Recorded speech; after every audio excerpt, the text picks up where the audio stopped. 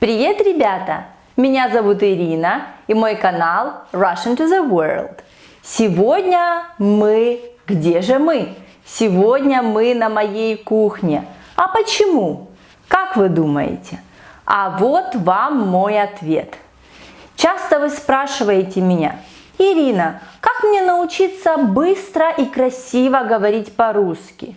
Почему? Я знаю все падежи русского языка, причастия настоящего и прошлого времени, столько грамматики и до сих пор не могу свободно говорить по-русски. А потому, что вы мало говорите, и вы говорите только по какой-то конкретной теме из вашего учебника. То есть вы пересказываете тексты, вы отвечаете на вопросы, но вы не умеете выражать то, что вам нужно сказать именно в данный момент. И поэтому я всегда советую своим студентам, ученикам комментировать то, что вы делаете. На самом деле это может выглядеть так. Я иду по улице, я гуляю и говорю сама себе. Я иду по улице, я вижу желтый дом, он высокий, в нем 24 этажа. Наверное, люди на первом этаже сейчас дома, потому что там горит свет. А вот я вижу машину, она едет на зеленый свет. Я думаю, вы поняли, что я имею в виду.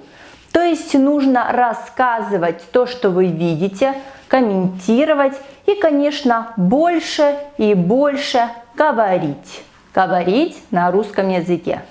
Именно это мы сегодня с вами собираемся делать на моей кухне.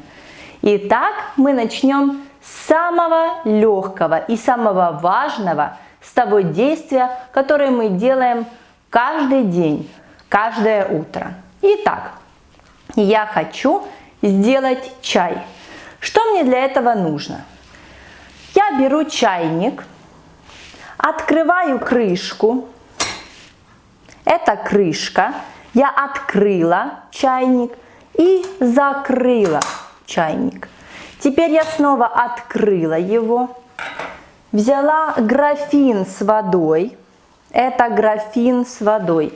И наливаю воду в чайник. Я наливаю воду, чтобы сделать себе чай. Итак, когда я налила воду, я снова закрываю крышку, включаю конфорку и ставлю чайник подогреваться. Я хочу подогреть чая. Что я теперь делаю? Теперь я жду. Итак, чайник уже закипает. Что же я делаю в этот момент? Я открываю навесной шкафчик. Навесной шкафчик – это который нависает над столом. Навесной шкафчик. Я открываю и достаю заварку. Это заварка для чая. Еще я достаю чайник. Или мы еще можем сказать заварник. Это чайник. Наша вода закипела, чайник свистит, поэтому я его сняла с конфорки. Итак, я ставлю чайник и сейчас беру заварник. Почему он называется заварник? Называется заварник, потому что мы завариваем чай в нем. Я открываю крышку, беру заварку. Вот это заварка для чая. Заварка. Кладу заварку в заварник. Немного, совсем немного, потому что чай у меня очень крепкий. Открываю крышку на носике чайника для того, чтобы налить воду. И заливаю чай в заварнике. Все очень просто. Я лью воду в заварник. После После того, как я налила воду в заварник, я беру крышку и закрываю его. Теперь я буду ждать, пока чай заварится. А в этот момент я возьму и приготовлю кабачки. Для этого я беру кабачок, спелый, свежий кабачок. И мне что нужно с ним сделать с самого начала? Мне нужно помыть его. Поэтому я открываю кран, мою кабачок, беру полотенце, вытираю руки, потому что они у меня мокрые. Вытирать можно посуду, руки, лицо. Теперь я открываю шухляду. Эта часть стола называется шухляда.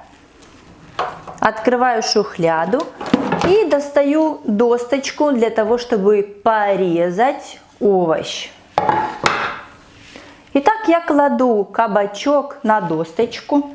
Конечно же, мне нужен нож. Я открываю навесной шкаф и ищу нож. Вот он, нож. Итак, дальше я нарезаю кабачок. Я нарезаю кабачок.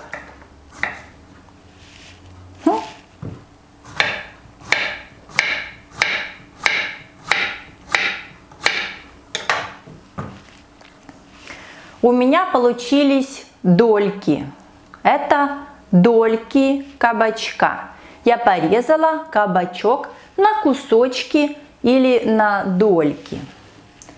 Что мне теперь нужно сделать? Теперь мне нужна сковорода. Я открываю духовку. Это часть плиты, в которой можно печь. Я открываю духовку и достаю сковороду. Это маленькая сковорода. У меня есть еще большая, но большая мне пока не нужна. Я снова зажигаю конфорку, ставлю сковороду на плиту. Для того, чтобы переворачивать кабачки, мне нужна лопатка. У меня деревянная лопатка, потому что она более полезная и безопасная для сковороды. Итак, что я делаю? Я порезала кабачок на дольки. Да. Теперь мне нужна мука. Я взяла пиалку и положила в нее муку. Теперь я беру кабачки, беру каждую дольку и обваливаю каждую дольку в муке. После этого я кладу дольки на сковородку. Я кладу дольки на сковородку и потом думаю: о боже, что же я забыла? А я забыла подсолнечное масло. Я открываю шухляду и беру подсолнечное масло. Для того, чтобы кабачки пожарились хорошо, нам нужно добавить подсолнечного масла. Итак, кабачки начинают жариться. Я обваливаю каждую дольку и жарю кабачки.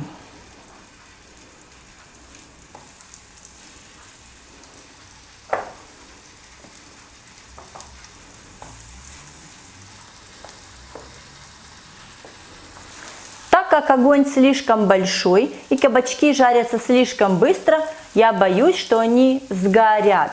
Поэтому я уменьшаю огонь до 5 и продолжаю обваливать кабачки и жарить их на сковороде.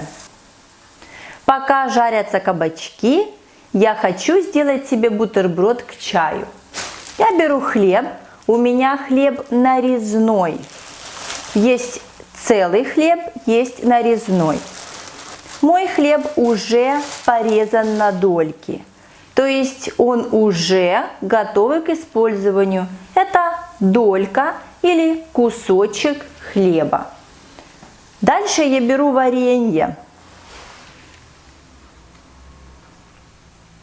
Это варенье, которым знаменита Россия, Украина, Белоруссия и все славянские страны.